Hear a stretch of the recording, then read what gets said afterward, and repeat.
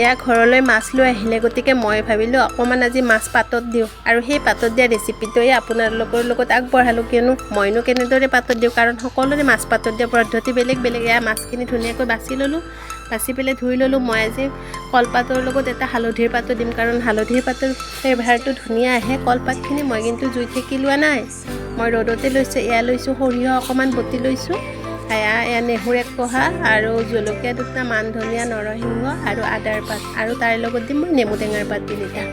প্ৰথমতে মাছখিনি দি পেলাই ইয়াত পিঁয়াজ কাটি লৈছোঁ সৰু সৰুকৈ, গতিকে যিখিনি বস্তু দিম আৰু ইয়াতে গোটেইখিনি ইয়াতে দি দিম। এবাৰ নহৰুখিনি কাটি লৈছোঁ মিহি মিহিকৈ, জলকীয়া দুটা ফালি লৈছোঁ,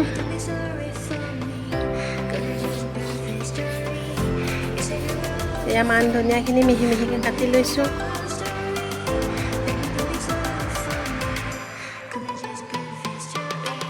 এয়া নেমু টেঙাৰ পাতখিনি দি দিলোঁ। এয়া আদাৰ পাতখিনিও মই ধুনীয়াকৈ কাটি কাটিয়ে দিম মিহি মিহিকৈ।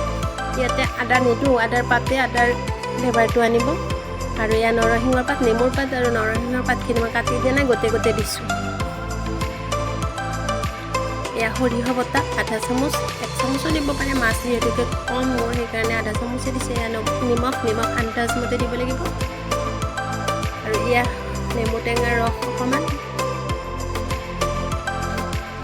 নেমু টেঙাৰ ৰস দি আপোনালোকে বাঁহৰ গাজো দিব পাৰে, কিন্তু মোৰ বাঁহৰ গাজ নাই সেইকাৰণে মই নেমু টেঙাই ব্যৱহাৰ কৰিছোঁ। অকণমান হালধি আৰু লাষ্টত দিম কেঁচা মিঠাতেল। এইখিনি দি ধুনীয়াকৈ সানি ল'ব লাগিব।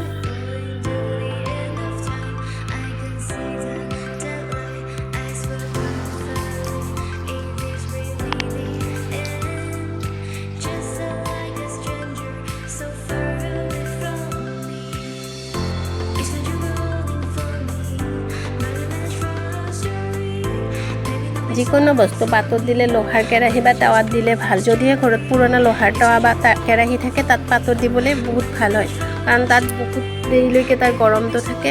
এয়া মোৰ ঘৰত এখন লোহাৰ টাৱা আছিল পুৰণি, সেইখনতে মই আজি পাতত দি দিলোঁ। যদিহে ভিডিঅ'টো চাই ভাল লাগে প্লিজ লাইক এটা কৰি দিব, কমেণ্ট কৰিব, শ্বেয়াৰ কৰিব আৰু ফেচবুক পেজটো ফ'ল' কৰিব। আৰু ইউটিউবত চালে ইউটিউবৰ চেনেলটো ছাবস্ক্ৰাইব কৰি দিব। প্ৰায় 15 মিনিটমান হোৱাৰ পিছত মোৰ এয়া মাছ পাতত দিয়া ৰেডি হৈ গ'ল। গতিকে চাওকচোন দেখিবলৈ কি ধুনীয়া হৈছে। এইখিনি আপোনালোকে নিজৰ ইচ্ছা অনুযায়ী সানিও খাব পাৰে, আৰু এয়া গোটেই এনেকৈ এচামুচ ভাতৰ আগে আগে লৈও খাব পাৰে।